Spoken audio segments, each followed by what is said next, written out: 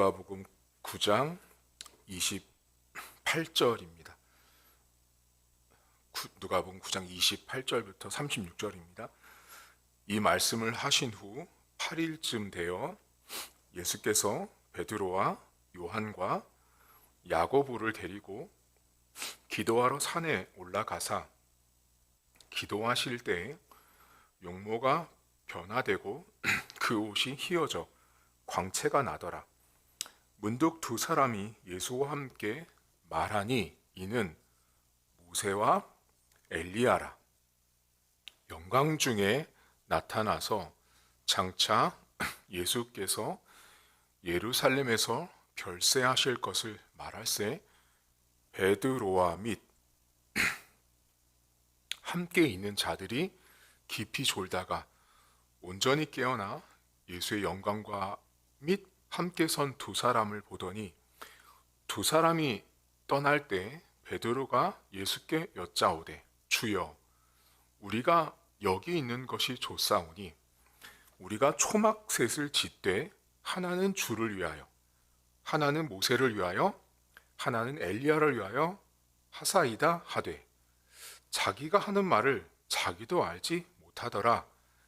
이 말할 즈음에 구름이 와서 그들을 덮는지라.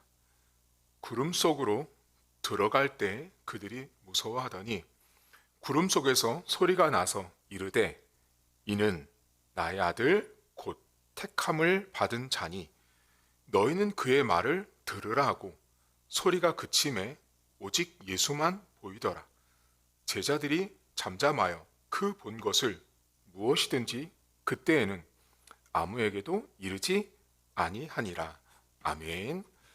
예수님께서는 이제 12명의 제자들을 부르시고 많은 일들을 감당하실 때 일정 시점이 되어서 이제 제자들에게 당신이 당시 종교 지도자들에게 죽을 것을 말씀하셨어요. 여러분 9장 22절을 한번 보시면 이르시되 인자가 많은 고난을 받고 장로들과 대제사장들과 서기관들에게 버림받아 죽임을 당하고 제3일에 살아나야 하리라 하시고 라고 말씀을 하시고 그 밑에 누구든지 나를 따라오려면 날마다 자기 십자가를 지고 따라오라고 말씀하시죠. 예수님께서 제자들에게 내가 죽을 건데 나 죽어. 그러니까 이제 너희들 각자의 삶 속에 십자가를 지는데 어제 제가 말씀드렸죠. 그 십자가는 내가 이렇게 힘든 거, 고통스러운 게 십자가가 아니라 예수님을 부정하라고 말하는 그 상황들, 너 예수님 인정하지 마 라고 하는 그 헤롯 시대의 상황 속에서 자기 십자가에 대한 이야기를 말씀을 드렸어요. 그리고 오늘 여러분이 읽은 본문이 28절인데 28절을 보시면 이 말씀을 하신 후가 바로 그 앞에 절이에요. 나 죽는다. 십자가를 지고 따라와라. 그 말씀을 하신 후에 거기 날짜가 나오거든요. 며칠이라고 나와요. 8일쯤 됐어요. 예수님께서 지금 제자들에게 내가 죽을 것에 대한 이야기, 자기 십자가를 지고 나를 따라올 것에 대한 이야기를 하시고 이제 며칠이 지났냐면 한마디로 일주일이 지난 거예요. 일주일. 자, 일주일이 지난 다음에 예수님이 어떻게 하냐면 28절 보세요. 예수님께서 자 베드로, 요한, 야고보를 데리고 기도하러 어디 가세요? 산에 가세요. 한국 교회 안에 산기도 많이 들어보셨죠? 여기 이 장면 때문에 옛날 어르신들부터 산에 가서 기도 많이 하셨어요. 여러분 산기도가 산기도를 해야 기도하는 거예요? 오늘 여러분과 잠깐 나누려고 하는 건 우리가 여기 본문에 예수님도 산에 가서 기도했으니까 목사님 우리도 산기도를 해야 됩니다. 여러분 심지어 신학교 가면 오시는 목사님들마다 신학생 때부터 여기 선지동산에 뒷동산에 가서 소나무 뿌리 딱 잡고 그 뿌리채 흔들어서 뽑아야 능력 있는 종이 된다고 말씀을 하세요. 그러니까 산기도를 해라. 예수님도 산기도를 했다라고 말하면서 산기도하는 사람을 뭔가 매우 대단한 사람처럼 여기는데요. 여러분 한번 여쭤볼게요. 여러분 성경이요. 예수님께서 우리에게 기도할 장소를 알려주고자 여기 지금 산에 가서 기도하는 장면이 등장한 거예요. 성경이 그렇게 할 말이 없어서 야, 기도하는 장소는 제일 좋은 데가 산이야. 그 말 하고 싶은 걸까요? 여러분 무당들도요. 산 찾아갑니다. 여러분 한국에서 가장 그 무당들 있죠. 무당들이 영빨이 세다고 하는 산이 어느 산인지 혹시 아세요? 계룡산입니다. 계룡산 가서 그 무당들이 그 영빨을 받는다고, 그들 말로 영빨을 받는다고 계룡산 자락에 가서 밤새도록 돌 밑에 가서 기도한단 말이에요. 우리 한국에 있잖아요. 여러분. 계룡산 저쪽 그 지방에. 여러분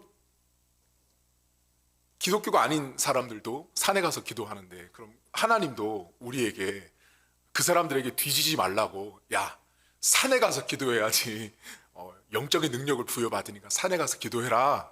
예수님도 산에 가서 기도했으니까 너희들도 가서 기도해라 산에서.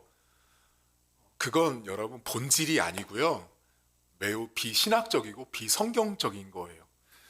오늘 본문에 예수님이 제자들을 데리고 산으로 가셨던 이유는 이 누가복음 그 앞장에 보시면 예수님과 제자들이 엄청나게 바빴어요, 여러분. 사역이 너무너무 많았고 심지어 밥 먹을 시간도 없었단 말이에요.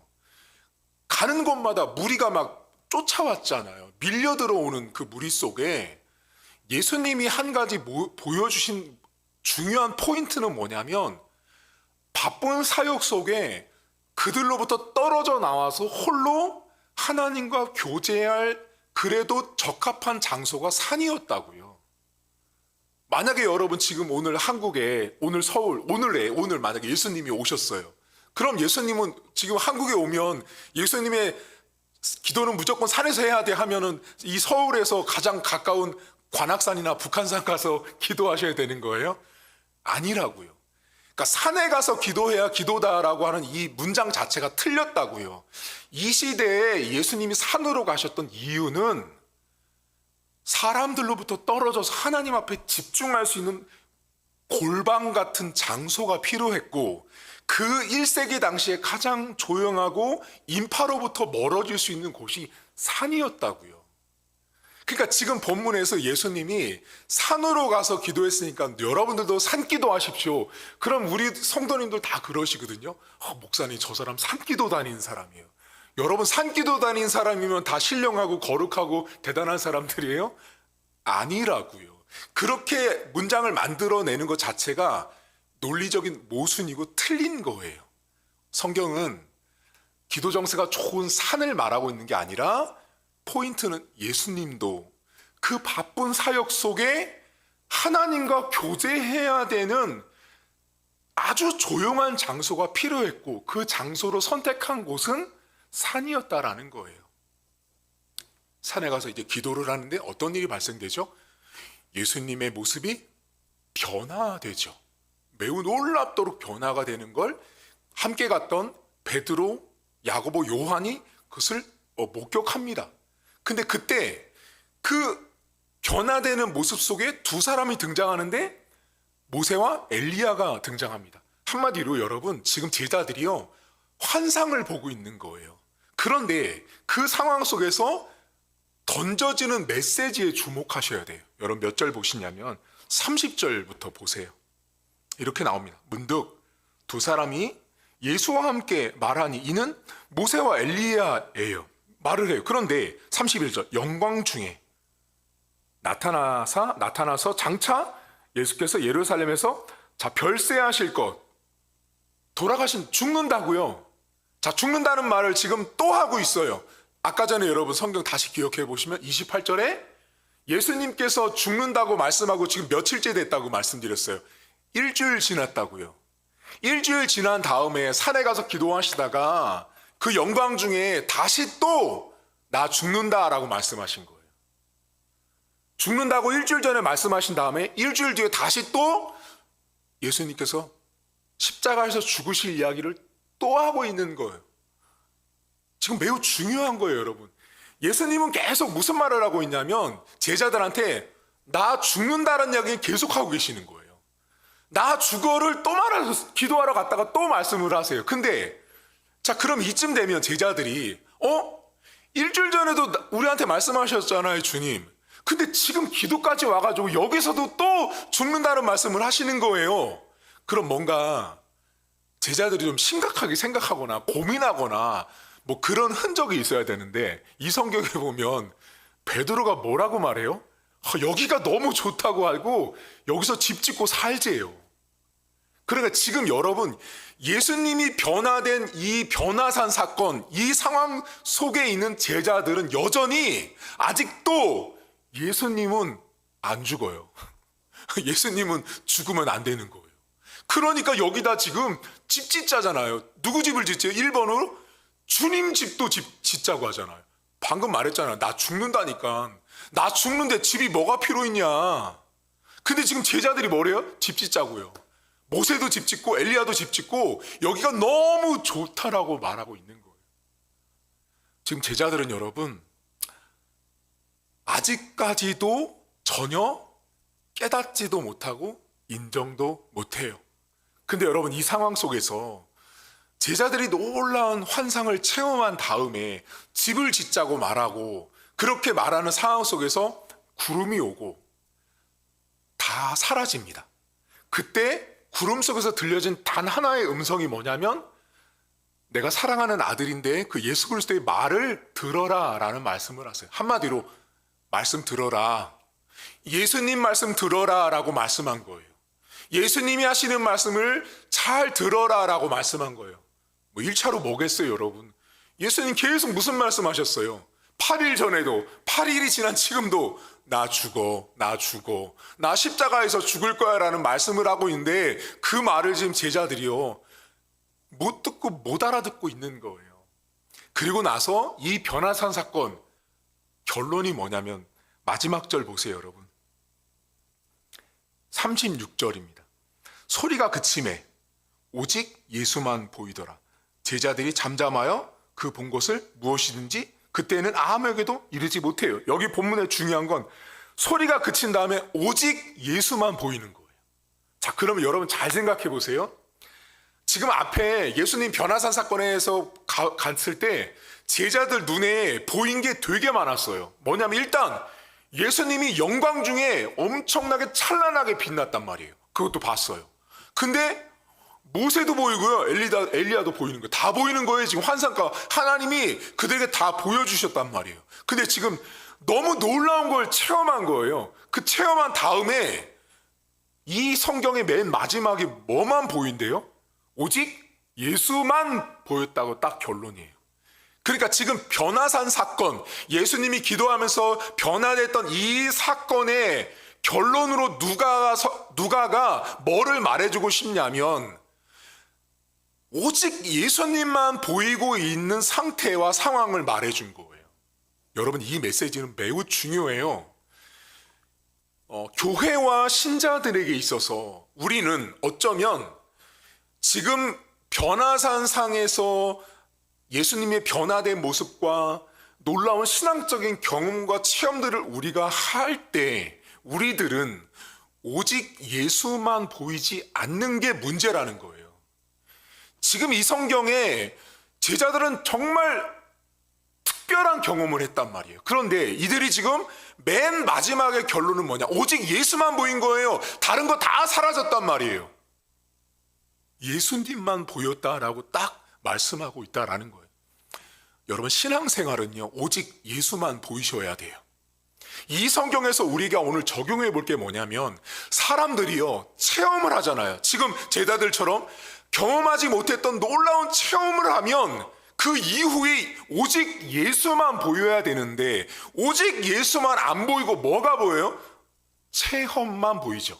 기적만 보이고 남들이 경험하지 못했던 것만 보이죠. 그리고 그걸 어떻게 해요? 막 자랑하죠. 나는 매우 특별한 사람인 것처럼. 아까 전에 여러분 말했잖아요. 산에 가서 기도해서 산기도해서 뿌리 뽑고 거기서 능력 받고 뭐 되면 그 내려와서 어떻게 해요? 산기도 하고 내려왔으면 오직 예수만 보이면 되는데 오직 예수가 보인다고 사람들이 말을 하던가요? 안 하잖아요. 어떻게 말해요?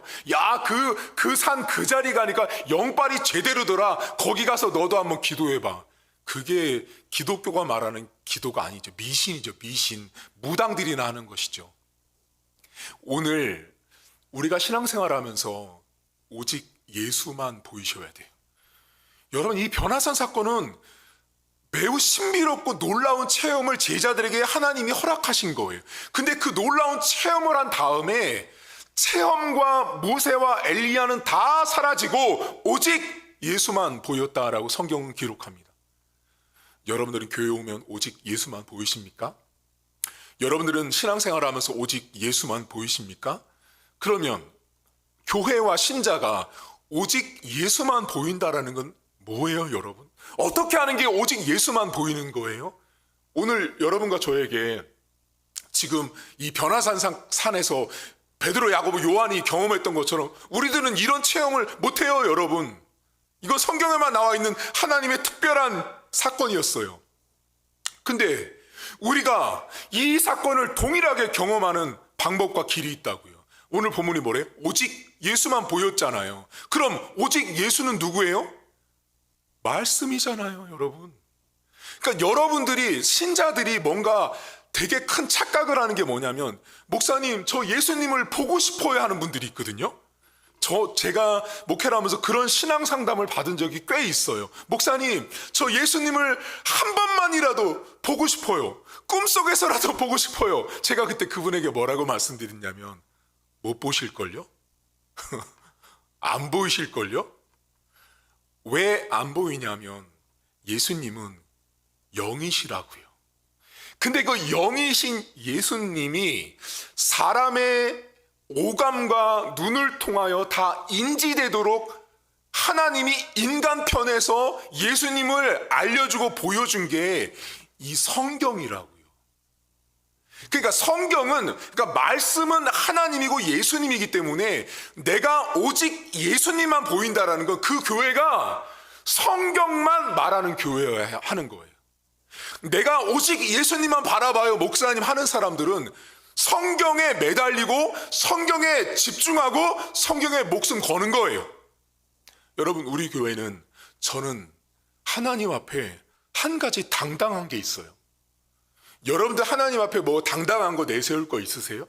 저는 지금까지 목회를 하면서 오늘도 하나님 앞에 당당한 게 하나 있어요. 우와, 목사님 어떻게 감히 강단에서 하나님 앞에 당당하다고 말씀할 수 있으세요? 네, 부끄럽지 않게 말씀드릴 수 있는 건 우리 교회 강단은 오직 예수만 말하고 있습니다. 이 강단에서 오직 하나님의 말씀만이 선포되는 우리 교회는 오직 예수만 바라보는 교회입니다. 여러분, 제가요, 이 강단에서 하나님 말씀, 오직 예수인 하나님 말씀을 전하지 않잖아요? 그럼 여러분들은요, 우리 성도들은 오직 예수만 보지 않아요. 세상을 보고, 돈을 보고, 권력을 보고, 명예를 보고, 출세를 보고, 성공을 보는 사람으로 변질될 수밖에 없어요. 다 누구 닮는지 아세요? 그 교회는 담임 목사 닮는 거예요. 목사님 닮아가는 거예요. 목사님이 오직 예수인 말씀이신 예수님을 따라가면, 추구하고 매달리고 잡고 살면 성도들도 그렇게 살아갈 수 있다라는 것입니다. 여러분, 오늘도 여러분 인생에 오직 예수님만 보일 수 있기를 저는 바랍니다. 다른 거 보지 마세요. 교회 오셔가지고 자꾸만 이상한 거를 보는 거예요. 사람 보고, 조건 보고, 직분 보고, 돈 보고, 이런 거 보면 오직 예수 안 보여요, 여러분. 이런 분이 있었거든요. 목사님, 저는 왜 이렇게 성경만 보면 잠이 오죠? 목사님이 그렇게 성경은 예수님이라고 말씀해 주셨잖아요. 성경은 하나님이라고 말씀해 주셨잖아요. 그러면 제가 성경을 딱 보는 순간 하나님이 내 눈앞에 보이는 거잖아요, 목사님. 제가 맞아요. 근데 목사님, 저는 왜 이렇게 졸리고 이 성경 말씀이 저에게 와닿지 않을까요? 제가 그때 그분에게 뭐라고 말씀했는지 아세요? 집사님이 생각으로 오직 예수를 바라보고 있는 게 아니라 돈 바라보고 딴 거 바라보고 있으니 성경이 눈에 들어올 리가 없죠. 성경이 안 들어오는 거예요. 여러분, 제가 지금까지 만났던 많은 분들의 공통점이 있는데요, 성경을 읽으면서 성경이 안 들어오는 분들은 두 가지가 있거든요. 하나는 정말로 거듭나지 않아서 성경이 안 들어오는 세상 사람들이 있어요. 근데 두 번째, 분명히 거듭났어요. 예수를 믿었어요. 예수님은 하나님 아버지라고 불러요. 그럼에도 성경이 안 들어오는 분들이 있어요. 그분들은 뭔지 아세요? 성경을 볼 때요, 온통 오직 성경이 아니라 오직 성경 반, 오직 돈, 오직 자식 걱정, 오직 집 걱정 이게 반쪽으로 딱 나눠져 있다 보니까 성경을 읽다가도 자기가 이렇게 흥미로운 건 쭉 빨려 들어가는데 어떤 부분은 성경을 읽다가 딴 생각하는, 그 딴 생각이 뭐냐면 오직 예수님만 못 보고 있는 거예요. 여러분, 오늘도 제발 다른 거 보지 마세요. 다른 거 보면 볼수록 이 성경 안 들어옵니다. 그러면 역으로 제가 여러분들을 진단해 드릴까요? 목사님, 저 요즘에 성경이 안 들어와요. 목사님, 제가 성경이 안 읽혀지고 성경이 안 들어와요. 그건 뒤집으면 무슨 말씀인지 아세요? 내가 지금 딴 데 보고 있는 거예요. 내가 지금 딴 데 집중하고 내가 딴 것에 지금 마음이 가 있기 때문에 오직 성경이 안 들어오는 거예요. 제가 여러분에게 계속 아까도 말씀드렸어요. 당당할 수 있는 건 지금까지 평생을 목회하면서 성경만 보고 살았습니다. 저 죽을 때까지도 그렇게 살 거예요. 그게 가장 행복한 사람이거든요. 오늘 여러분들도 저 따라오십시오. 우리 목사님이 오직 예수, 오직 말씀 강조하시는 분이니 나도 오늘도 성경 한 장, 두 장 읽겠다라고 다짐하시면 오직 예수가 보입니다. 그리고 성경 읽을 때 목사님, 오직 예수님이 안 보이고 자꾸만 딴 생각이 들어요. 성경 읽기 전에 반드시 기도하고 읽으십시오. 하나님, 저는 성경 읽을 때마다 자꾸만 딴 것이 보입니다. 오직 예수가 보이지 않고 자꾸만 돈이 보이고 자꾸만 자식이 보이고 남편이 보이고 내 좋지 않은 상황들이 보입니다. 하나님, 제발 성경 읽을 때만이라도 예수님께, 하나님께 집중할 수 있게 해달라고 기도하고 성경을 읽으십시오. 그래서 오늘도 오직 예수님만 보이는 그런 복된 하루가 될 수 있기를 주의 이름으로 축복합니다. 하나님 아버지, 8일이 지난 다음에도 제자들에게 예수님은 당신 죽는다라고 말씀하셨습니다. 그런데 제자들은 여전히 그렇게 놀라운 체험을 했음에도 불구하고 죽을 분 앞에서 집짓자고 말했던 사람들이 제자들이었습니다. 곧 장례를 치러야 되는 분에게 집짓자고 말하는 사람들이 제자들이었습니다. 그렇게 영적으로 우둔하고 어리석고 당장 눈앞에 보이는 화려함에만 마음을 다 빼앗긴 사람들이 제자들이었습니다. 하나님, 오늘도 우리는 신앙생활하면서 남들이 하지 않은 여러 가지 체험과 간증들을 우리는 가질 수 있습니다. 그때 하나님, 우리는 오직 예수님만 보여야 함에도 불구하고 오직 예수님이 안 보이고 자꾸만 다른 것이 내 눈과 마음을 사로잡고 거기에 집중할 때가 너무나 많습니다. 그러다 보니 오직 예수인 성경 말씀을 읽을 때도, 오직 예수인 성경 말씀이 전해지는 설교 시간에도 우리는 다른 생각을 하고 있는 것입니다. 다른 것을 보고 다른 것에 내 마음을 집중하기 때문에 오직 예수가 안 보이고 오늘 성경에 나온 변화산 사건에 나온 제자들처럼 여기가 좋사오니 여기에 집을 지읍시다 하나님, 여기에 내 집도 짓고 주님 집도 짓자라고 하는 어리석은 제자의 모습이 우리 안에 너무나 많습니다. 하나님 아버지, 오늘도 주님 앞에 하나님 말씀이신 예수님을 집중하게 하시고 주목하게 하시고 오늘도 다른 것을 내가 바라보는 것이 아니라 말씀이신 예수님을 더 바라보는 우리 교회와 성도들 되어지길 원합니다. 하나님, 저에게 평생도록 하나님 말씀을 사모하는 마음을 주셨습니다. 남들이 갖지 않는 그 말씀의 은사와 말씀의 능력, 말씀을 사모하는 마음을 남들보다 갑절을 주셨습니다. 하나님, 그 마음들 변화되지 않도록 도와주시고 저에게 주신 그 은혜와 은사를 따라서 하나님 말씀을 평생 죽을 때까지 그 말씀을 사모하며 살게 하시고 그 말씀을 전하는데, 그 말씀을 집중하는데 내 일생을 바칠 수 있도록 하나님 저를 먼저 붙들어 주시고 하나님 말씀만 보이는 우리 목사님을 보고 우리 성도들도 다른 것을 바라보는 자들이 아니라 하나님 말씀을 바라보고 하나님 말씀에 주목하고 집중하는 우리 성도들 될 수 있도록 은혜를 베풀어 주시옵소서. 감사드리며 예수님의 이름으로 기도하옵나이다. 아멘. 하늘에 계신 우리 아버지, 아버지의 이름을 거룩하게 하시며 아버지의 나라가 오게 하시며 아버지의 뜻이 하늘에서와 같이 땅에서도 이루어지게 하소서. 오늘 우리에게 일용할 양식을 주시고 우리가 우리에게 잘못한 사람을 용서하여 준 것 같이 우리 죄를 용서하여 주시고 우리를 시험에 빠지지 않게 하시고 악에서 구하소서. 나라와 권능과 영광이 영원히 아버지의 것입니다. 아멘.